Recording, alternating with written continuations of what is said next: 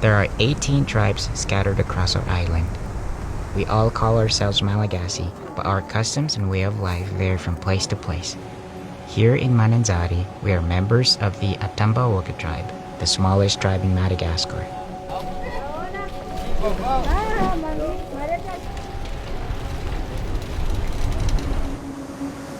The ocean is our lifeblood here in Mananzari. We rely on the water for everything, from fishing and hunting to plant cultivation. We are surrounded on one side by salt water and fresh water on the other. Some of our largest exports are coffee, vanilla, and a variety of essential oil crops like vetiver, cinnamon, and clove.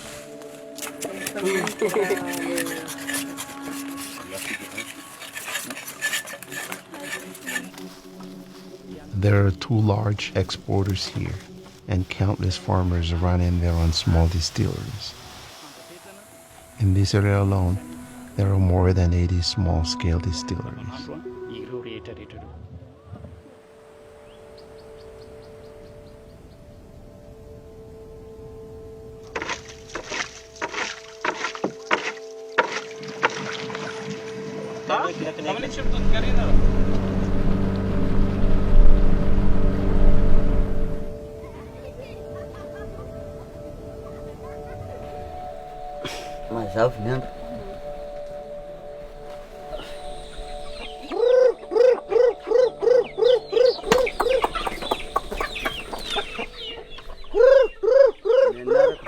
My name is Joseph Claudius.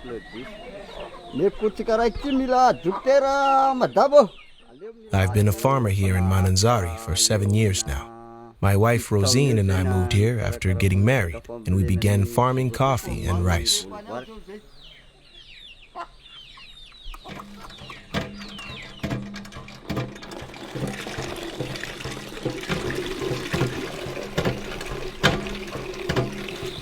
We have a simple life here on the outskirts of Mananzari.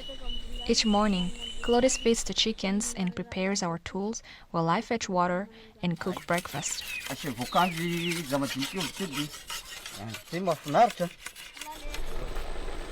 We live in a small community of close family, where we all take care of each other.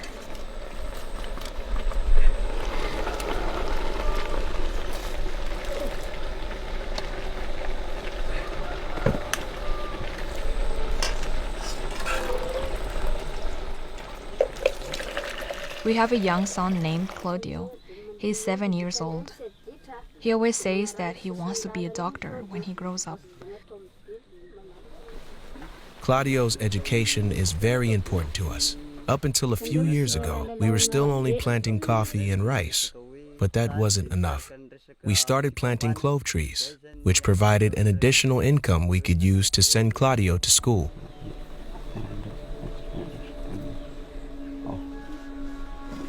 There are no doctors this far away from the city.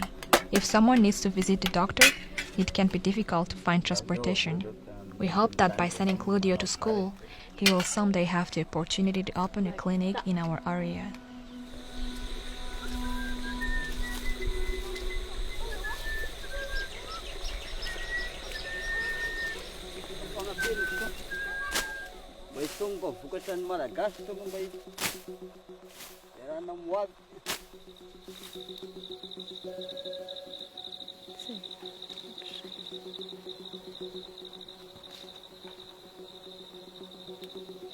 Planting clove isn't enough to make us rich, but it does get Claudio his education and also allows us to save for the future.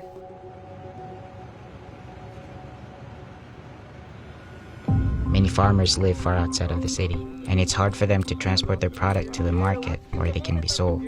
Because of this, we've seen traders begin to appear in Mananzari, men who travel from farmer to farmer buying out their stock and taking it to the market. Middlemen are the biggest challenge. A trader might go to a farmer and buy out his stock of clove, then sell it in the city market for double the buying price.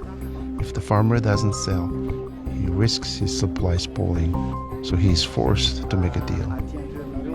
Using some basic chemistry, a trader can pad their profits even further. For a trader, it can be immensely profitable to adulterate an essential oil. When it comes to clove, for example, there are 3 parts of the plant from which oil is acquired: the stem, the leaf, and the bud. All 3 oils contain the same chemical compounds, but the amounts of each compound vary from one oil to another. Eugenol acetate is a distinguishing compound in clove bud. Essential oil derived from the bud is naturally the most valuable, being worth double the clove stem and quadruple the clove leaf. To some buyers, high-quality oil isn't a priority. In that kind of scenario, they may seek out a cheaper clove oil. The real problem comes when a customer asks for one thing and is given another. There's little access to chemical testing equipment in Madagascar, so international buyers often don't know if their essential oils are pure until they're personally tested. There are many ways to mix oils to increase profits.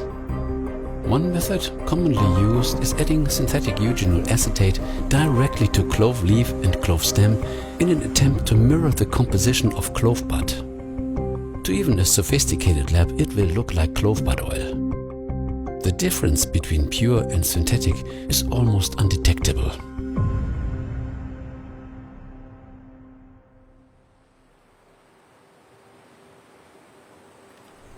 Naturally, most sellers claim their oils are pure, and it would be difficult to prove them wrong. To give our buyers confidence in the oil we produce, we ship our essential oils to one of the only labs on the island, in Antananarivo, our nation's capital. The tests we run in this lab are not comprehensive, but it gives our buyers some base levels to go off of.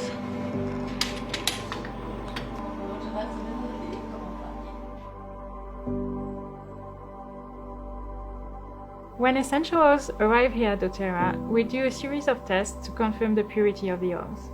At the Quality Control Lab, we use an extensive protocol to ensure the purity.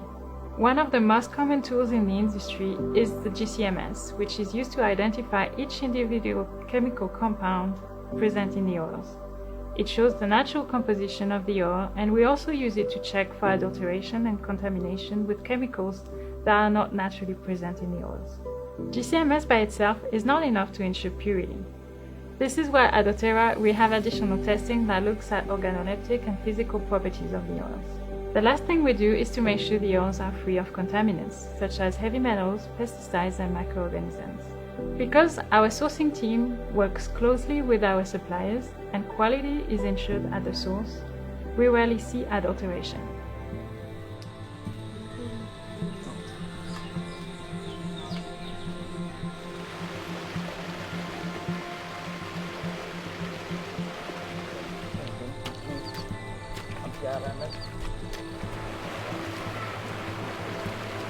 These farmers are at the heart of the essential oil industry. And when oil adulteration happens, it not only cheats consumers from receiving the pure oil they expect, but also these farmers that work so hard to produce it.